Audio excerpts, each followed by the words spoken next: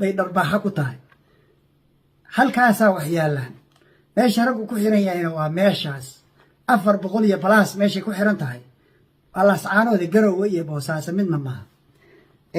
ديننا إنه كرسي على الصومالية دقيقة كست أمره وأوس يعني سجى واحد علني مثلا دقيقة كست أوجليه مدنا بدو كلا دريريا صاحبتنا بدو كلا دريريا أهلنا بدو كلا دريريا سجوا ماشى إنه تجوه هذا كاره يرنين بكرسي كك يعني يصدق سنة يبربك شغيان من كرسي ككليه وأنا كقول استينو ككليه هذا أنا هو ذا كرسي وحارو مريا حبناها دريد دروقوي مقدسة لقى دورته وحاسن ليابله دني إنه أنت فاهم سيها بقوي كوح راسي هرت كتلة يوسعدان وكوح جناح سطاع ماشي وتشوجا مشهر كودا هرجيسنا لقاهم معمولو وهو جيران كانوا يكوليهين لكن هرجيسنا لقاهم معمولو حد بنيكي مقرنسا دور الشلاس معمولية بالله صوبحية يجونا جروب يسوي حريهين كتلة سوادته هل ميلو عضي سماها وانا عدكودنا كل جسوا بيع وهي فورسيل وهي marka inta inuu og yahay ruqabay haduu lacagteeda haysto isagoo hadhow gadan kara kuna khasban inuu gadan doono hadii uu kursiga u tartamayo inuu kula diriro SSC oo naf iyo maal bal galiyay inuu kula diriro ceeb bay ku tahay waana cheap shot waxa la yahay cheap shot waa isku day aad raqiis u ah kelmadda inta san ka oranaya heshiiskii Turkiga waxaan arkay sawirkaas idin muuqda ayaan arkay oo aan ku arkay Twitterka waxa laga hadlayaa 9 shay oo ku saabsanaa heshiiskii Turkiga oo 9 kuba negative ah laakiin markaan akhriyay laba xabo kamid ah baa run ah ilaa 3 kamidana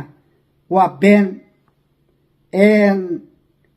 mid 3 kale oo kamidana waa misleading si toos ah looma sheegin waxba ka bedelan warkooda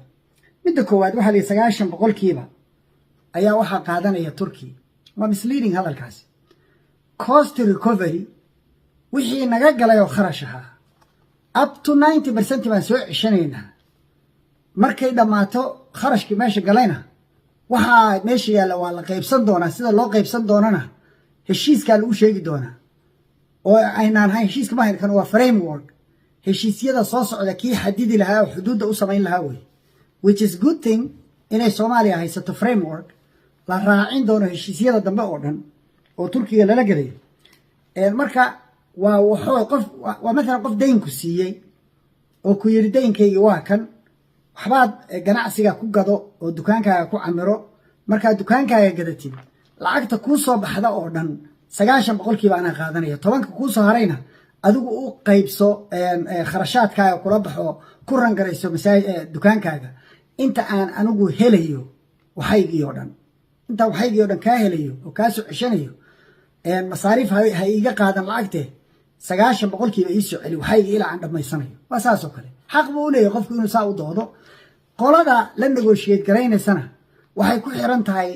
positionka ay taagan yihiin ma position weakness ay taagan tahay oo wax walba ina ogolaata iska ogoshaay ku khasban tahay mase position strong ya taagan tahay aan adan u baahnayn qofkan la negotiate gareynaysa waxa taaganahay Soomaaliya ay taagan tahay position aad ciriiri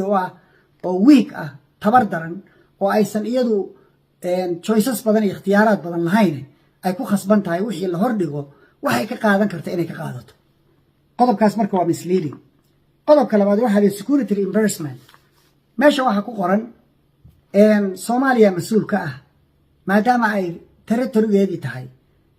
nabadgelyada shirkadaasi ay ku shaqeynayso ida mas'uulka koow hadday ku filan tahay marka oo ay iyadu wada qaadan karto iyada wada qaadanaysa kharashkeedana la baxaysa security-geedana iyada ka mas'uula shirkaduna waa inay heshaa meel nabada oo ay ka shaqeyso laakiin waxa la yiri qolo waliba ama shirkaduna waxay gaar xaq ugu leedahay inay iyaduna samaysato supplementary security yar iyo amni iyada u gaara oo ka hooseeya kan guud dowladda federaalka ay bixinayso maalan eriyada oo dhan soomaalida ciidamadeeda ayaa sugaya amnigeeda gudaha shirkadda iyo shirkadda qalabkeeda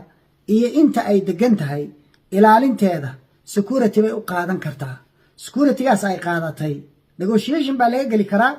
oo waxaa la oran karaa lacagtoodu intaas kama badnaan karto laakiin lacagtooda waxaa bixinaya waxaa lagu darayaa kharashka meesha galay oo soo ka mid maaha marka in eed laga dhigo waa misleading qodobka saddexaad bonus lama siin baa layidhi soomaalida iyo signing bonus iyo service bonus iyo waxyaabahaas lama siin waa run hadalkaasi hadal run ah weeye wuxuuna ahaa jilicsanaanta iyo meesha aad taagan tahay baa khasbaysa way ahayd inay ka doodaan oo ka dagaalamaan waxaa kaloo jira de corruptionna waa iska jiraayo waa tuhunsanahay laakiin arrintaasi waa run qodobka afaraad waxaa la yidhi lacagta bannaanka lagu haynaya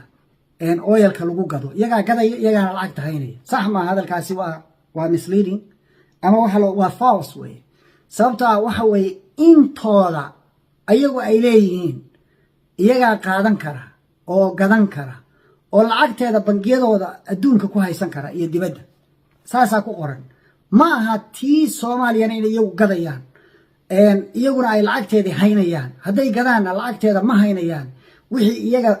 bersonali ku soo aaday bay haysanayaan akhriska ha lagu noqdo qodobka shanaad legal changes hadduu dhaco isbeddel sharci hadduu dhaco oo soomaaliya ay sharcigeeda wax ka beddesho isla markaasna isbeddelkaasi uu saameeyo faa'iidadii ay heli lahayd shirkaddaasi heshiiskan iyadoo gashay oo saa ku shaqo gashay haddee heshiiskan inuu shaqeeyo aan sharcigaasi saamayn bay ahayd oo aan retroactive laga dhigin ee la dhaho sharcigaanu markuu dhammaado wixii ka dambeeya baa sharciyada cusubi ku qaban doonaan haddiise la yidhaahdo waa laydinku abalay garaynayaa ilaa wa ilaa soomaaliya waxaan xaq ugu leenahay dhibaatada dhaqaale ee naga soo gaartay heshiiskaas ama sharcigaas cusuba soo baxay inay reimbursement noo sameeyaan waa fair wey cadaalad wey maaha in laga dhigo negative haddii heshiis la galo oo dowlad heshiis la gasho dowladdaas hadday sharcigeeda bedesho inay heshiiskii oo socdaa ay dhexda kaga dhufato ay tiraahdo wixii hadda ka dambeeya heshiiskaasi ma shaqaynayo sax maaha mana aha arrin deganaan iyo xasiloon stability ay ka muuqato stability kama muuqato xaq bay marka u leeyihiin inay dalbadaan reimbursement disputeska iyo doodaha iskhilaafka waxaa lagu xalinayaa turki arrintaasi waa misleading to false waa been